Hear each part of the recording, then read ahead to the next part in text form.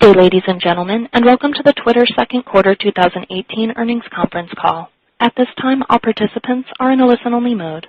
Later, we will conduct a question-and-answer session, and instructions will follow at that time. I would now like to turn the call over to your host, Krista Bessinger, Senior Director, Investor Relations. Please go ahead. Hi, everyone, and thanks for joining our Q2 earnings conference call. We have with us today our CEO, Jack Dorsey, and CFO, Ned Segal. We hope you had a chance to read our shareholder letter published on our Investor Relations website this morning. Like last quarter, we'll begin with just a few prepared remarks before opening the call directly to your questions. During the Q&A, we'll take questions asked via Twitter in addition to questions from conference call participants. Questions submitted via Twitter should be directed to @TwitterIR using the hashtag TWTR. We would also like to remind everyone that we'll be making forward-looking statements on this call, such as our outlook for Q3 and the full year of 2018 and our operational plans and strategies. Actual results could differ materially from those contemplated by our forward-looking statements, and reported results should not be considered as an indication of future performance.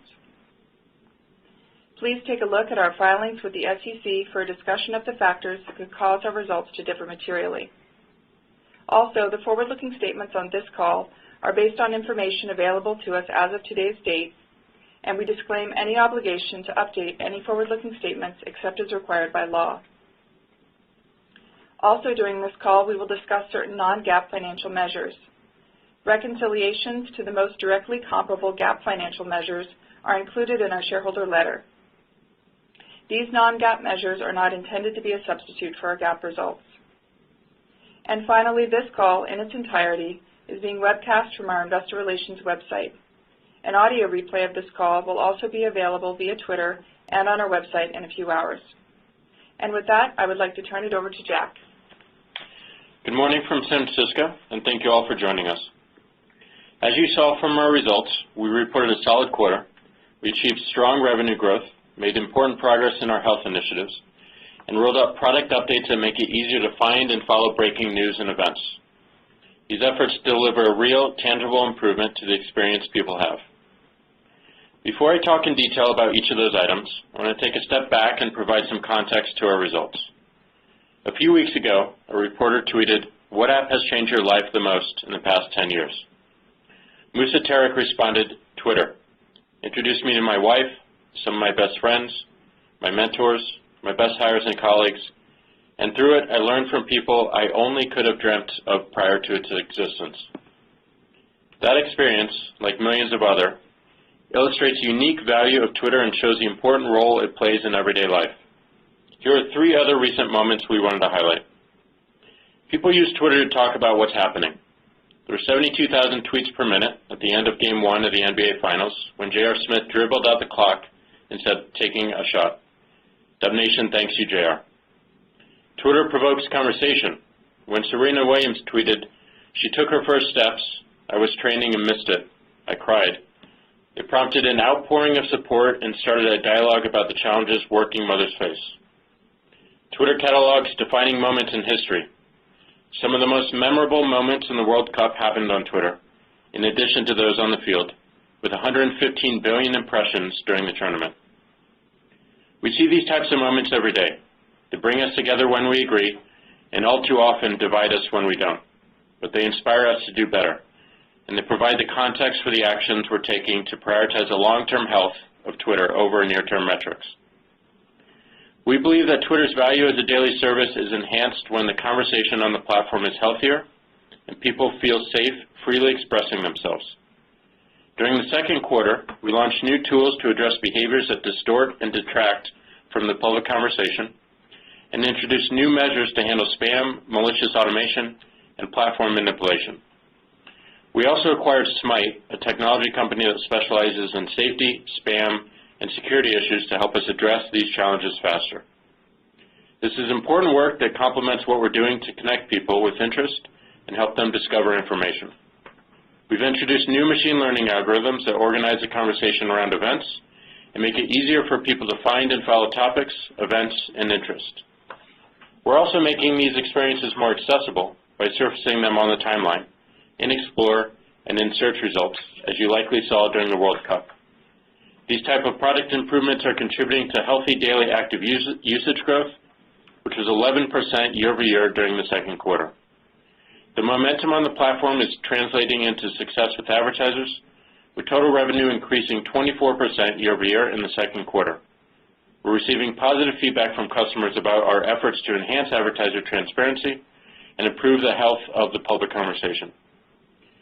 Earlier this month, Keith Weed, the Chief Marketing Officer of Unilever, the second largest advertiser in the world, publicly praised our efforts. Keith, who was named by Forbes as one of the world's most influential CMOs, tweeted, "Pleased to see Twitter taking a big stand against the fake followers polluting the digital ecosystem. Great step forward, which strengthens the industry. I hope to see more following." We're making progress and will continue to invest heavily in making Twitter a healthier service because it's the right thing to do for Twitter as a platform, for the long-term health of our business, and for society as a whole. With that, I'll now turn it over to Krista for questions. Great. Thanks, Jack. Chelsea, can you please poll for questions? Thank you. Ladies and gentlemen, if you have a question at this time, please press star then 1 on your touch-tone telephone. If your question has been answered or you wish to remove yourself from the queue, please press the pound key. Our first question comes from Lloyd Walmsley with Deutsche Bank. Your line is open. Thanks for taking the question. I have two. Looking, I guess, just at Japan and the strength you're seeing there, can you give us a sense of maybe the extent to which there's unique aspects to the country, either on the user-related attribute side or perhaps the ad community side that is driving that success, and with a particular eye on maybe thinking through whether it may or may not be a good case study to employ in other geographies, and whether you feel like the strong growth there is sustainable.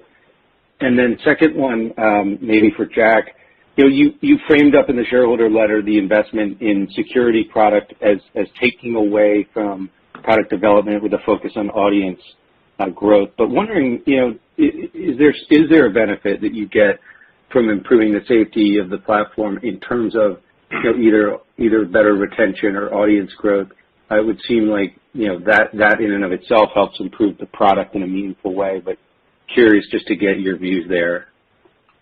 Great. Thanks, Lloyd. It's Ned. Good morning. I'll take the first question on the strength in Japan. I think there's a few things to point to there. The first is on the audience side, we definitely learned things from Japan. There are some ways that it is unique, just like any country might have some unique aspects, but as we continue to build a global Twitter, we look to draw from one geography and bring that to another. So when we find great use cases or needs that help us broaden the ability to help people find what's happening and what people are talking about on Twitter, we build that for the whole world as opposed to for one geography. Bookmarks are a great example of that, where we saw a need for that came out of countries like Japan. 280 characters is another, where you were able to say more in fewer characters in Japanese than you were able to in other languages, so we extended the character limit for other types of languages. There also are some unique things about the ad market in Japan. It's a more concentrated agency market, and I think our success recently has to do with both sides of the ledger, where we've worked hard on audience and engagement and listened, but also where we have executed well on the agency side in this more concentrated market, and we're starting to see that bear fruit. We're pleased with our results in Japan. We're pleased more broadly internationally as well, where we grew 44%. International is now over half of revenue, and we expect it to continue to grow faster than the U.S., even though the U.S. actually did accelerate this quarter from about 10% to 15% revenue growth. And hey, Lloyd, as you point out, we do believe that our health work and a focus on improving the health of the public conversation on Twitter is a growth vector over the long term. We want to make sure that we're building this into our DNA. We want to make sure that we're able to measure it and held accountable to it as well. But one of the big reasons that we're doing it is when we do focus on removing some of the burden of people reporting or blocking or muting, we do see positive results in our numbers. And it's still early. We have a lot more work to do, especially in applying machine learning and deep learning and newer models to recognize behavior on the network and shut it down early. We do believe ultimately over time that this will help our growth story and encourage more people to stay with Twitter and also tell their friends, family, and colleagues about all the value they're getting out of it. It helps us with our job of helping to inform people about what's happening in the world. And the more we can do that, the more we can encourage people to participate in an active conversation. So over the long term, absolutely, and it's something that we're really focused on. Thanks, operator. Next question, please. Our next question comes from Heath Terry with Goldman Sachs. Your line is open. Great. Ned, was wondering if maybe you could give us a little bit more context around the MAU and DAU numbers this quarter. I know you talked about most of the accounts that were impacted by the information quality initiatives being accounts that were never included in those numbers. But to the extent that there was an impact, is there any sort of like-for-like comparison that you can just sort of help us with to bridge this quarter? And then to the extent that these initiatives around information quality and the efforts around surfacing information through machine learning and AI are having an impact beyond just DAU growth and actually are impacting either the minutes or some other measure of engagement around the amount of time that users are spending on Twitter, any insight that you could share into that would also be helpful. Great, thanks, Heath. So a couple things there. First, if you just look at the quarter and the impact that we saw from some of the work that we did, we mentioned in the letter that there was about a 3 million negative impact to MAU from the combination of our health work, some decisions to not renew SMS contracts because there's a better way to provide Twitter to those users over time, and GDPR. As we look ahead, and we just did the math on MAU, it was clear that our health initiatives were going to lead MAU to be down in the mid-single digit millions from what we can tell today. So we thought it was worth sharing that. When we look, if you just step back from MAU and you look at DAU, we're really pleased with the performance this past quarter, our 7th consecutive quarter of double-digit DAU growth. And we look at all three areas that we've talked about in the past: organic growth, marketing, and the ongoing and continued improvements in the product as things that contributed to the year-over-year growth we saw. It was broad-based in 5 of our 10 largest markets as well. So definitely still work to do on both, but pleased with our work to continue to drive usage of Twitter as a daily utility. You asked if the IQ work, or the health work as we like to call it, has impacted any of the usage metrics. When we look across the various metrics, and we still feel really good about how things are going on the engagement side. The idea of the work that we do on health, and we definitely see signs of it, is that it improves the public conversation on Twitter, and that's what the work is all about. Thank you. Thanks. The next question, please. Our next question comes from Ross Sandler with Barclays. Your line is open. Hey, guys. Just 2 questions, Ned, on the advertising business. So trying to understand the trajectory for the second half of this year. You said there was $30 million in the second quarter from the World Cup.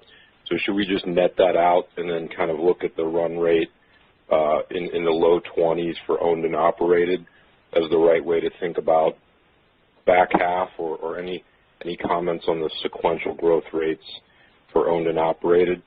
And then the second question is just on off-Twitter ad revenue.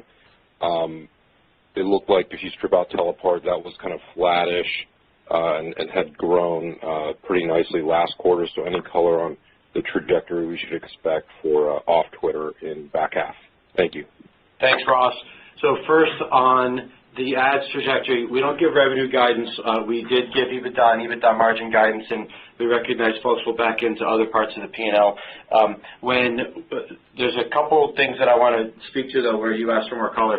So we mentioned we had $30 million of revenue from the World Cup in the second quarter. Remember, the World Cup spanned both the second and the third quarter. You actually had more games in more countries in the 2 weeks of the World Cup that happened in the second quarter. So you should assume that we had more revenue in the first 2 weeks than we had in the second 2 weeks. Number one. Two, when you think about the World Cup more broadly, we were really pleased with the performance that we had, both in giving people a great experience on Twitter. We were able to showcase our events and topics infrastructure, and also in delivering for advertisers. But all that 30 million isn't incremental. You can imagine some of it would be ads that would be showing on Twitter anyways in an environment where we're increasingly always on for advertisers, and some of it would be incremental. As we have more of the conversation around the World Cup on Twitter than might be happening elsewhere, than might have happened in the past. So I'll leave it to you on the sequential growth and how to think through that, but there's a little color for you to think about around the World Cup. Your second question was on the Twitter audience platform, so the off-network Twitter ads, and I think you backed into that might have been flat. That's just going to bounce around from one period to another, and we're always working hard to deliver for advertisers, and sometimes you're going to see more of it show up on the platform, and other times you're going to see it show off-network. Great, thanks. Next question, please. Our next question comes from Doug Anmuth with J.P. Morgan. Your line is open. Thanks for taking the questions. I just want to ask two. First, just can you talk about how you're thinking about the progress in growing your advertiser base into the back half and in 19? And are you more focused in terms of kind of existing big brands, top 100, or are you putting the investment dollars toward self-serve and programmatic more?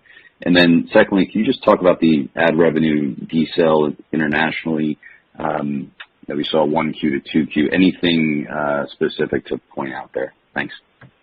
Thanks, Doug. So first on the progress on the advertiser base, I'll just start by going back to October when the overall business in the third quarter had contracted, but the top 100 advertisers had grown. That was a sign that our strategy with the largest advertisers was really beginning to work, that they were seeing the ROI that they could get on Twitter, that the ad formats and better relevance were things that were really resonating with them. We have been taking that strategy where we've seen real success and both building on it with those largest advertisers, but also extending it to what we call the torso, which are the next hundreds of advertisers who either don't advertise very much on Twitter or don't advertise at all and should be advertising a lot, because those same things that we're doing for the largest advertisers are things from which they can benefit as well. You asked about self-serve. That's an area where we know there's a big opportunity in front of us. There are millions of small businesses who are on Twitter, and local is such a great use case for all of us who use the platform. But we still haven't done enough work there on the engineering side to really deliver for those advertisers the way we probably can over time.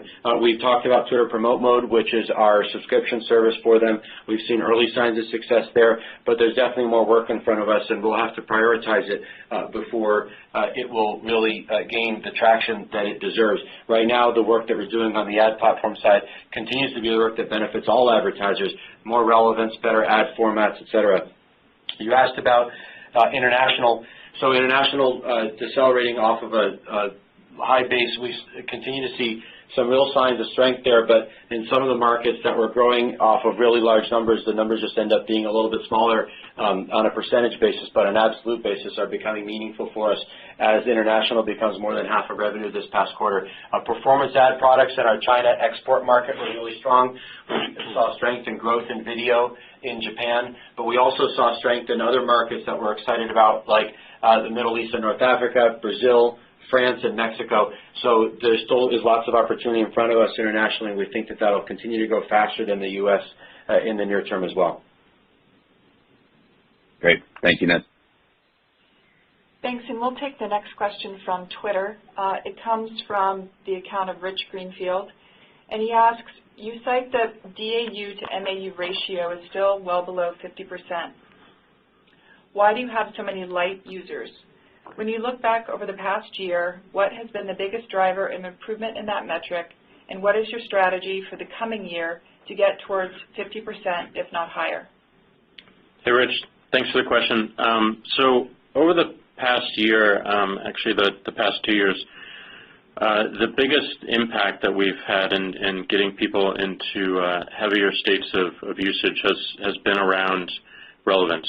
So anytime we add machine learning, deep learning models to the timeline to make the timeline and notifications a lot more relevant to people, where people can show up to the app and they immediately see something that's valuable to them, that they want to participate with in conversation, they want to retweet to their followers, they want to like, we see benefit in our numbers. We have had to balance that over the past few months with our work on health, but generally the more and more we focus on relevance, the more we see a positive impact in our numbers, and we do believe that we have a long, long way to go and a long roadmap ahead in terms of adding more relevance to both the timeline and notifications, but also more broadly. We've been talking for some time about biasing more and more of the service towards interests and topics. We decided to start with events, better organization around events that are happening right now. World Cup was our biggest scaled event that we've done. The amazing thing about this is we have a general infrastructure to deploy this to any event, whether it be the biggest like the World Cup or even small local news breaking events, where we can organize a conversation around what's happening now, all the top experts or people on the ground, and a recap of what matters and what's most relevant for people who cannot catch the event live. So a lot of our focus over the next few months and year is going to be making sure that we can continue to organize the events experience in a relevant way, but then broadening it to longer-term topics. If you're interested in deep learning or Bitcoin, you can find a community of conversation around it instantly and continue to participate on it, which we believe will encourage a lot more participation and a lot more heavier states of usage. Thank you. Operator, next question, please. Our next question comes from Colin Sebastian with Robert W. Baird. Your line is open. Great, thanks. Good morning. I have a couple of questions. First, was hoping you could frame the improvement in user engagement that you're generating from Happening Now and the other interest-based notifications, and how much of that might have been specifically related to the World Cup. And then on the expense side, with the sequential decline in EBITDA and the margin, just trying to segment out how much of the trend is specifically related to the shorter-term investments in health and GDPR versus some of the incremental costs of video content and infrastructure and normalized margin trends. Thank you. Thanks, Colin. I'll share some early data that we're seeing on the World Cup experience. And just as a reminder, we didn't do this as a one-off. We built in events infrastructure that we can deploy to small local events and global events like the World Cup. And one of the things that we saw, which we're really excited about, is people who access the World Cup experience and saw an organized conversation visited more often. So 39% engaged with 2 or more games, and over 22% engaged with 3 or more games. It's early data, but it gives us some insight into how to better organize the conversation to encourage more participation, more sharing, and how we might roll this out to more and more events all over the world. And again, the goal here and the strategy here is to start with events, but to broaden out to more enduring long-term topics and interests. We do believe that Twitter is more of an interest network than a social network. People come to it to figure out what's going on with a particular topic, with a particular event, a particular interest, find a community of conversation around it, and engage in it. So that is where the majority of our learning and our work is driving towards. And we're starting with the in-app experience, but that is going to extend throughout the app, including onboarding, where we can match people with their interests and events they might care about much, much faster as soon as they get on the service. So we're seeing positive early signs, but a lot more learning and work to do. Hey, Colin, your second question was on EBITDA and margins and where the investment is going. So a few things to point out. The first is there's no change to our thinking around priorities and areas of investment. We continue to prioritize in order health, audience and engagement, the ad products, and sales. We mentioned again this quarter that we expect to grow headcount 10 to 15% this year against those priorities. You accumulate headcount and the expenses that go along with it over the course of the year. So that means that expenses ought to grow on a sequential basis in Q3 relative to Q2 as we continue to invest. We're really pleased with the margin improvement that we have continued to show, and as we think about the margin improvement that you'll see in 2018, it's obviously biased towards the first half of the year where the significant margin improvement has already played out. Thank you. And next question, please. Our next question comes from Mark Mahaney with RBC. Your line is open. Thanks. In terms of the health work and removing malicious bad accounts, et cetera, what's your guesstimate as to how far along the path you are to doing what you need to do? I'm sure it's an ongoing project, over the next several years, but do you have a feeling or belief that you just were able to cap a lot of that bad activity, inaccurate activity in year to date, or is there a reason to think that the size of the work ahead is just in the second half is just as great as it was in the first half? Thanks, Mark. So we do, as I said earlier, we do see health as a growth vector for us over the long term. And as you stated, we don't think that this work will necessarily ever be done. It doesn't have an endpoint. It's one of those things like security or privacy where you constantly have to evolve and constantly have to stay 10 steps ahead as you learn the dynamics of the network and get better and better. We've made some really meaningful progress and definitely moving faster than our expectations, but there's still a lot ahead. We made a major shift this year in shifting more of our model and our enforcement towards behavior and conduct on the network rather than content. That is entirely machine learning and deep learning driven. And that should give us an ability to move much, much faster at scale. We're starting to really get a discipline around integrating this into how we think about all of our work. So as we thought about building the events experience and deploying it to the World Cup, health was a big factor of this. So it's becoming more and more of our DNA and something that the teams are asking the right questions to start any particular project. So as that develops over time, I do believe that we can move at a much more rapid pace.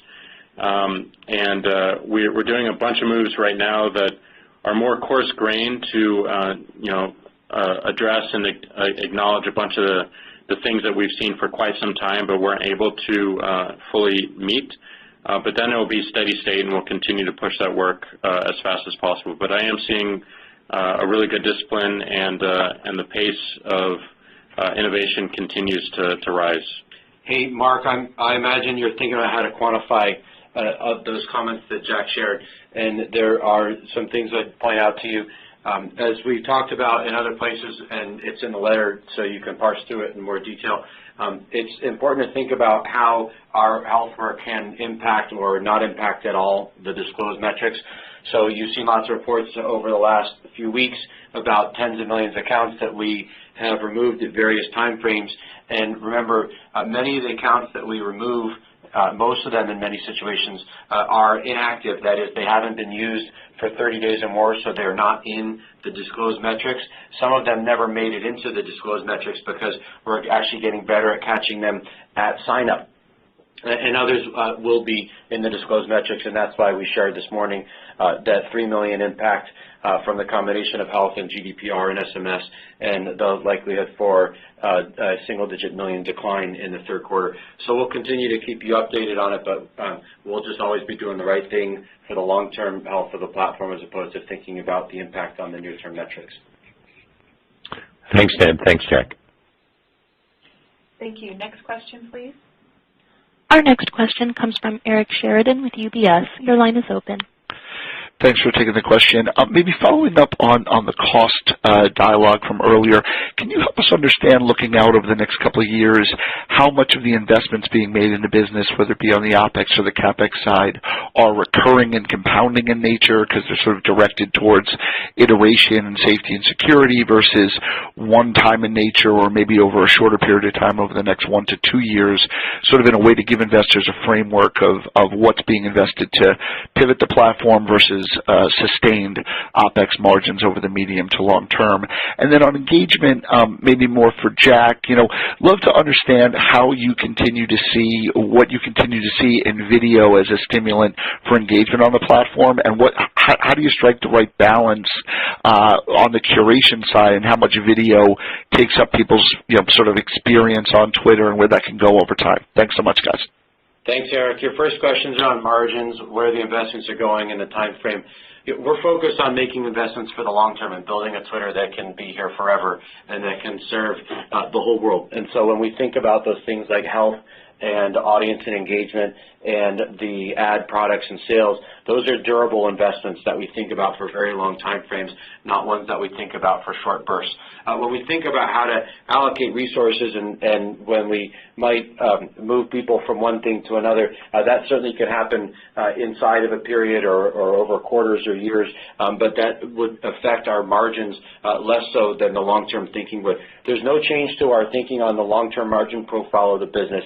We continue to think that our business can have a similar margin profile as others like ours in the 40 to 45% range, and we demonstrated the ability to do that in the fourth quarter. We just have to balance the ability to demonstrate those margins in any period with the investment opportunities that we see to build a Twitter for the long term that can serve more people than it does today and deliver value for all our stakeholders over time. And our strength is conversation, and video has always been a great conversation piece. So anytime we have video on the platform or within our live experiences, it continues to enrich the conversation. We're building into this quite heavily. We released some time ago the ability for anyone to clip a live video and share it with their followers, their friends, to have a conversation around a particular aspect of what they saw during an event, which creates a lot more network effects and dynamics to get more people into the event, to get more people into the video stream. So it's something that we're watching really closely, excited about the growth. And in terms of curation over time, we're always looking for opportunities to match conversations already happening on Twitter with really great video content, whether it be live or pre-recorded. And we see more and more of those all the time. Now that we do have a generalized event infrastructure that we've tested at scale with the World Cup, allows us to move much faster and deploy those videos and match that with the conversation in a much more relevant and faster way. So we're excited about where we are today with video, but there's a lot more ahead of us that we're excited to do to help people get more into the video and get more out of the conversation. Thank you. Next question, please. Our next question comes from Justin Post with Bank of America Merrill Lynch. Your line is open. Great. Just a couple here. First, we did notice Twitter had an announcement at Google's Cloud Conference, and it looks like you might have some adoption there. Could that be a long-term cost savings, and how are you thinking about moving some infrastructure to the cloud? And then secondly, just looking out to Q4, I know the World Cup was helpful, but I appreciate you framing and providing that additional disclosure. Are there any events or comps we should be thinking about as we do our Q4 models? Thank you. Thanks for the questions, Justin. First on Google Cloud, our CTO did present at Next this week. We have moved some workloads over to GCP. We're always thinking about the best way to deliver Twitter and the best way to deliver a great experience for our engineers who are working hard to make Twitter even better every day. And so we'll continue to balance the work that we do on our own data centers. We saw some significant CapEx investments this quarter where we invested $200 million, a lot of it in a tech refresh that we did in our own data centers with the opportunities to use Google Cloud or other platforms to, again, deliver Twitter or to deliver great experience to our engineers. So we'll just carefully balance those over time, and it's all incorporated into the margin guidance, the EBITDA guidance, and the CapEx guidance that we gave. I wouldn't point you to any change in long-term trends there from what you heard from Parag on stage this week. Your second question was around events that are coming up in the future. We broke out the World Cup, which happened in Q2 and in Q3, and we gave you some granularity around Q2 to help you around what is a pretty large event for us. But if you take a step back and you think about a global Twitter and all the things that are happening all around the world, there are midterm elections later in the year. There are elections all over the world that are happening, but at this point, there are events happening all over the world all the time on Twitter, and it's our job to make those a great experience for our audience so that they come to Twitter more often and they stay longer when they come, and to deliver for advertisers in a way that they want to continue to invest in the platform as opposed to just around those events. So I don't think there's anything in particular that we'd point you to. Great. Thank you. Thank you. Next question, please. Our next question comes from John Blackledge with Cowen. Your line is open. Great, thanks. Two questions. One on engagement. So the DAU growth has been strong now for almost 2 years. Just wondering if you can talk about the change in time spent year over year for daily users in the second quarter. Any color there? And then the second question would be, kind of how do you view the attractiveness of the platform for direct response advertisers relative to peers? Any changes or tweaks you're doing there? And are you seeing more DR advertisers coming to the platform? Thank you. Thanks, John. I'll take the first, and Jack will take the second one. So when we look at engagement, we look at a number of metrics, and certainly it's hard to boil it up to one for you, but we continue to be pleased with the trends around engagement. Jack gave some great anecdotes around the World Cup and how we saw people continue to come back and use the new events infrastructure that we've laid out, but there's nothing new to report there. We had another strong quarter for direct response.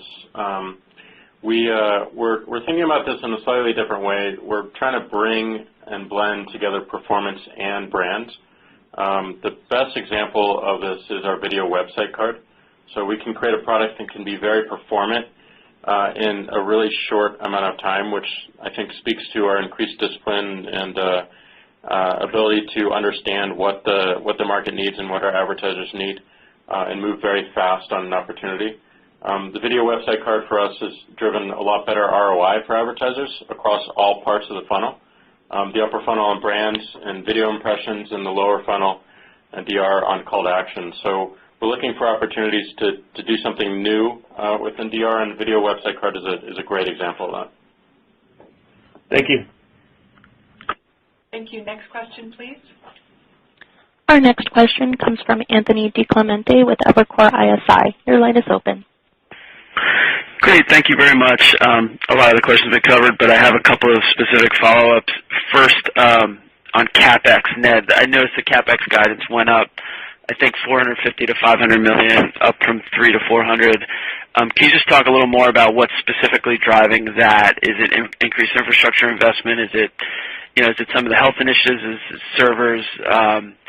And then a follow-up also on the World Cup. Thank you both.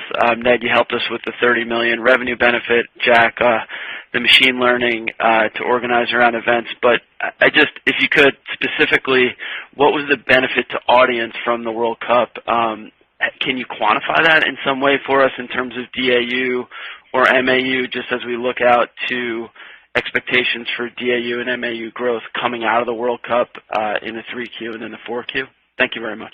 Thanks, Anthony. I'll take both. First on CapEx, just to clarify, the guidance range changed from 375 to 450 to 450 to 500, just to make sure we've all got the same. Okay.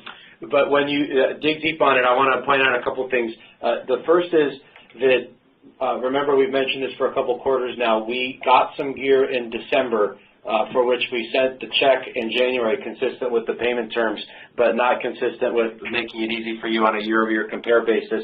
And so when you move that $45 million from January to December, which I do when I think about what the real trend is in our CapEx, you get to more like 25 to 40% year-over-year growth as opposed to what looks a lot bigger.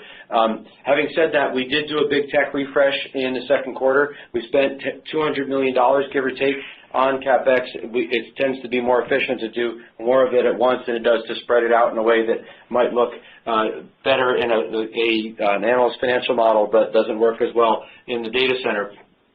We continue to invest both in the infrastructure to deliver Twitter and the infrastructure for our engineers, and then in the infrastructure to continue to grow headcount 10 to 15% this year. So it just ends up, when you total up, it's going to be a little bit more than we had anticipated when we began the year. Your second question was around the World Cup and the events and whether you can see how that's impacting audience and engagement. We look at the World Cup as a great example of something where it's just our job to take advantage of that, to give people a great experience on Twitter, to have them come back in the ways that Jack described, and for that to become a durable experience for them, not something that's just about that one event. We're pleased with the work that we did this quarter, but when we look out across all the different quarters and all the events that are happening all around the world, we don't tend to break out a particular event when we think about its impact on audience and engagement, because there are so many of them over the course of the year all around the world. Okay, fair enough. Thank you. Thank you. Next question, please. Our next question comes from Mark May with Citi. Your line is open. Thank you. The reasons why the health initiatives would impact MAUs are pretty clear to me, but just curious what, if any, impact there may be near term on revenue. And then just circling back on an earlier question, wondering if you could comment a bit on the durability of the recent strong growth you've seen in Japan. Thanks. Great. Two good questions, Mark, on health. So it impacts MAU, impacts DAU less, and over time the right thing to do for the platform. We don't really see impact on revenue from this. In fact, the impact on revenue ends up being pretty constructive, because advertisers embrace the work that we're doing. They talk about it on the platform. They talk about it when we meet with them, and they vote with their dollars, and they're continuing to invest more on our platform because of the better ROIs that they're getting, because of the increased relevance we're able to deliver to them, and because they recognize that a healthier Twitter, as opposed to a disclosed metric, is what's going to deliver a great result for them on the platform. So no impacts to revenue. Glad you asked the question. Your second question was around sustainability of growth in Japan. So we've seen some pretty consistent growth in Japan at pretty high levels. We're thrilled by the performance of our team there, and of how we've been able to deliver both for the people who use the platform and for advertisers there. We don't forecast or guide by country, but we feel really good about what we're doing there, and we're working hard to make it continue. Thanks. Thank you, and we have time for just one last question. And our last question comes from Brian Novak with Morgan Stanley. Your line is open. Thanks for taking my questions. I have two. Just the first one, Jack, you've done a lot of great work around machine learning and improving the onboarding process with personalization and curation. Just curious if you could share with us sort of any tangible positive results you're seeing around that, and what gives you confidence the initiatives are working to drive faster overall user growth. And the second one, it's a jump ball for either of you guys. As you look into 2019 on the advertising business, how important is growing users among the advertisers to really grow their overall spend on the platform, or do you think you can grow meaningfully without growing the user base next year? Thanks. Thanks for the question, Brian. So on machine learning and deep learning, we have gotten a lot better at applying this more and more places around the service. The majority of our focus has actually been on the timeline and notifications, and we are seeing some really positive results from that.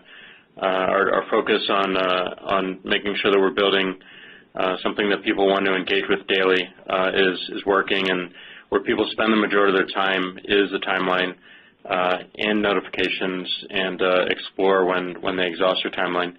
We haven't applied as much to onboarding, so that is a huge opportunity for us going forward. And as I said earlier, where we're biasing more and more of the service is towards interest and topics and events. So the more time we spend on really looking at what's happening in onboarding, making sure that when people come to the service on the web or download the app, they can immediately get into whatever they're interested in, get into a conversation, see the experts within any particular field, topic, interest, or event, watch a conversation unfold, and ideally participate in it. we think there will be a lot of positive results from that. But to be honest, we haven't spent as much time yet on the onboarding flow. In particular, we've been focused on people in the service today and looking for opportunities to further engage and make sure that what we're delivering to them is much more relevant. They don't have to do as much work to dig through tweets to find something that matters and something they want to engage with. So onboarding remains a massive opportunity for us and something we are going to focus more and more of our attention on going forward now. Brian, I'll take the jump ball. As we look ahead, it's good to step back and look at the last couple of quarters where we grew revenue in excess of audience. If you think back a year or so ago, we've mentioned that revenue would lag audience, and it turned out to be the case. And as we have continued to work hard on our ad platform, on better ad formats, on driving better relevance, which has led to ad engagements up 81% this quarter, and improving CPMs, we feel really good about the work that we're doing, and we do think that there are a number of ways that we can continue to grow revenue in excess of in excess of audience. A lot of that work around the ad platform is a good example. Our data business is another great example that, as is MoPub. Having said that, over time, our mission is to deliver a great experience on Twitter to as many people in the world as we can, and we still have lots of work to do there, and we recognize that that's going to be the lifeblood of growth for the business over longer periods of time. But still see lots of ways that we can grow revenue in excess of audience in the near term. Great, thanks. And this concludes today's question and answer session. I would now like to turn the call back to management for closing remarks. Great, thank you. Our results demonstrate the positive impact of our efforts to drive engagement while delivering for advertisers. We're continuing to improve the health of the public conversation on Twitter. We're maintaining profitability while we invest in the business, and we're making it easier for people to follow events, topics, and interests. We look forward to sharing additional updates on our progress next quarter. We'll hold our Q3 call on October 25th before the market open. Thank you all for your support, and we'll see you on Twitter. Ladies and gentlemen, thanks for participating in today's program. This concludes the program. You may all disconnect. Have a good day, everyone.